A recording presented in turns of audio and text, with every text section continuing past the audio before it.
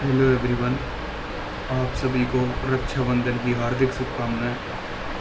और आज मैं आपके सामने फंक्शन का थर्ड पार्ट लेके आया हूँ।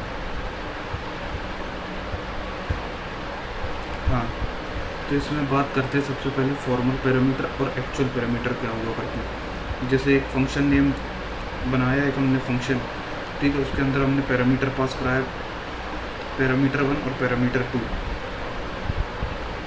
हमने कोई कोड लिखा इंट में। अब इंट इक्वल टू 1 हमने कोई वैल्यू पास कराई, int B equal to 2, function name equal to B equal to, है ना। अब इसमें हुआ क्या, फंक्शन जब हम कॉल करा रहे हैं उसके अंदर जो पैरामीटर पास करा रहे हैं that is an actual parameter. Function जब हम कॉल करा रहे हैं फंक्शन जब हम कॉल करा रहे हैं तो उसके अंदर हम क्या पास करा रहे हैं, एज अ एक वैल्यू पास करा रहा है, that is an actual parameter. 1 minute रुकिए।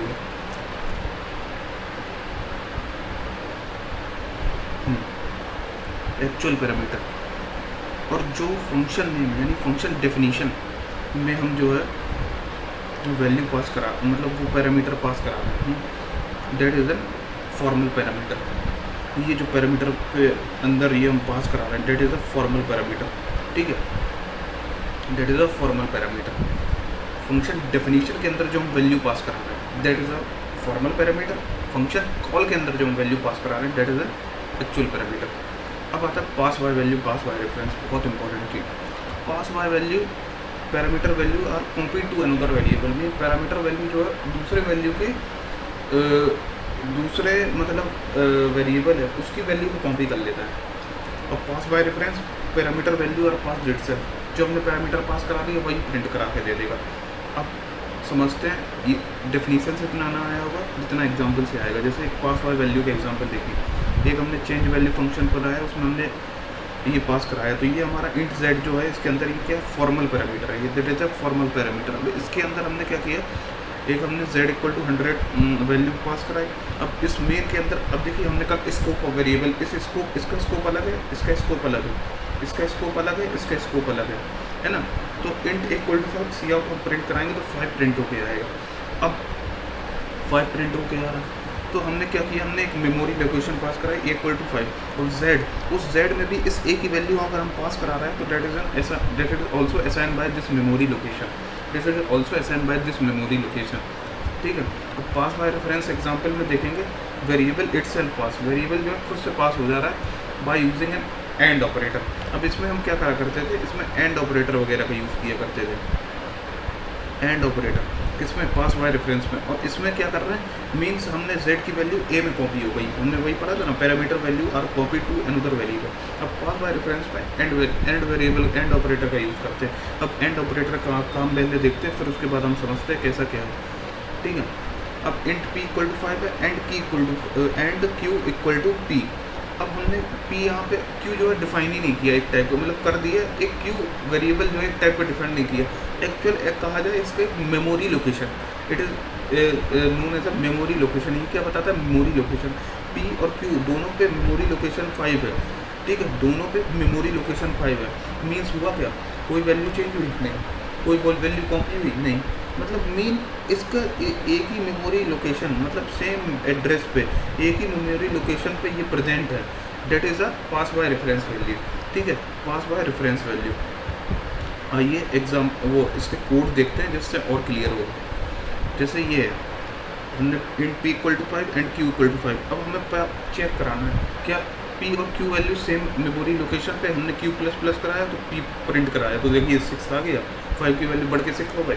मीन्स दोनों की वैल्यू सेम है, दोनों की वैल्यू सेम है, मीन्स दोनों, इसमें कोई वैल्यू कॉपी नहीं हो रही, दोनों वैल्यू एक मेमोरी लोकेशन पे प्रेजेंट है, एक मेमोरी लोकेशन पे एग्जिस्ट करता है। अब आता है सी आउट एंड पी एंड फिर। अब हमने किया कि एड्रेस पास कराया, जब हम दोनों का एड्रेस पास कराएंगे तो देखिए दोनों का जब हम एड्रेस पास करा रहे हैं तो दोनों का एड्रेस सेम आ रहा है, दोनों का एड्रेस सेम आ रहा है, मीन्स दोनों एक ही मेमोरी पे एलोकेट हो रही है ना, मेमोरी एलोकेशन पे, मतलब मेमोरी लोकेशन दी तो उसी पे सारा एक ही जगह पे दोनों इंटीजर पी और क्यू वैल्यू एक्सेस हो जा रहे हैं, ठीक है। अब जैसे ये वाला एग्जांपल देखे थे z इक्वल टू 100, ये तो इसमें 5 प्रिंट होके आ रहा था, अभी हमने एग्जांपल वहाँ लिया था z इक्वल टू 100, इसमें 5 प्रिंट होके आ रहा है। अब अगर हम कहें कि हमें 100 प्रिंट कराना है, कुछ नहीं, यहाँ पास करा दो एंड ऑपरेटर, अब देखिए 100 प्रिंट हो गए बस। तो यही चीज़ है कि एंड ऑपरेटर से क्या करवा रहा है, मतलब एक ही मेमोरी लोकेशन पे जो है वो z और एक ही मेमोरी लोकेशन एक ही जगह प्रेजेंट हो गई है ना, एक ही जगह प्रेजेंट हो गई, इसलिए जो है 100 प्रिंट होके आ रहा है। अब देखते हैं default parameter value. Default parameter value क्या होती है, it is the value in the function declare automatically. ये पहले से ही उस फंक्शन के अंदर, कंपाइलर के अंदर पहले से ही वो वैल्यू ऑटोमेटिकली डिक्लेयर हो जाती है ना। If the calling function does not pass, अगर हम कोई भी फंक्शन पास, उसमें कोई भी वैल्यू पास नहीं करा रहे हैं, उसे आर्ग्यूमेंट में कोई भी वैल्यू पास नहीं करा रहे हैं, वो ऑटोमेटिकली वैल्यू ले लेगा। जैसे इंट इक्वल टू 0, अगर हम इंट बी इंट सी डाल देंगे, रिटर्न ये और ऐड 5 करा देंगे, मीन्स मेरे कहने का मतलब अगर यहाँ ये इस पार्ट पे अगर हम 0 नहीं लिखेंगे, ये जो पार्ट दिख रहा है ये 0, ये केवल हम डालें इंट ए, इंट बी और इंट सी और इंट ए, रिटर्न करा दे ए प्लस बी प्लस सी, ऐड हमने फंक्शन कॉल करा दिए, तो ये 5 प्रिंट होके नहीं देगा। अगर हम 0 ऑटोमेटिकली पास करा देंगे, है ना, ऑटोमेटिकली पास करा देंगे int B equal to 0, int C equal to 0, तो मतलब ये पास कराना पड़ेगा वैल्यू। ऐसे अगर हम कह देंगे इंट बी, तो वो डिक्लेयर ही नहीं माना जाएगा, मतलब माने ही नहीं क्या है बी सी क्या है, बी की वैल्यू क्या है, सी की वैल्यू क्या है, कौन सी वैल्यू असाइन हो रही है। लेकिन अगर उसमें अगर हम ये वैल्यू असाइन कर देंगे, ऑटोमेटिकली असाइन कर लेगा, मतलब ऑटोमेटिकली असाइन कर लेगा और 5 प्रिंट होके आएगा। लेकिन हमें असाइन करवाना ही पड़ेगा ये value, B equal to 0, C equal to 0, B equal to 1, C equal to 1। ठीक है, बिना असाइन करवाए हम पता ही नहीं कर सकते कि हमें क्या ऐड कराना है।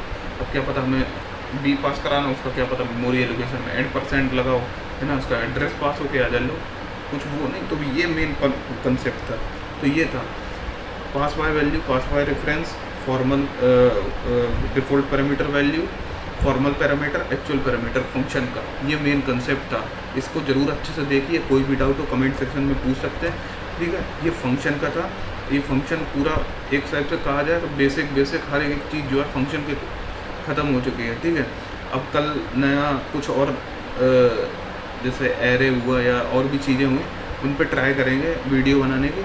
हाँ, उन पे ये फंक्शन का कंसेप्ट जो 3 वैल्यू 3 पार्ट्स डाले, पार्ट 1, पार्ट 2, पार्ट 3, इनको अच्छे से देखिए। इनमें कोई भी डाउट हो कमेंट सेक्शन में तुरंत पूछिए। और हाँ, इनसे रिलेटेड क्वेश्चन जो हैं, जो इंटरव्यू में पूछे जाते हैं pass by value, pass by reference के, उनके ज़रूर क्वेश्चन ध्यान से लगाइए, जिससे आपको क्लियरिटी होगी और आप आसानी से आंसर दे पाएंगे। ये था आज का लेक्चर। अगर आपको वीडियो पसंद आई हो तो लाइक करें, शेयर करें, सब्सक्राइब करें, जिससे मुझे मोटिवेशन मिले और मैं डेली वीडियोस अपलोड कर सकूं। Thank you so much.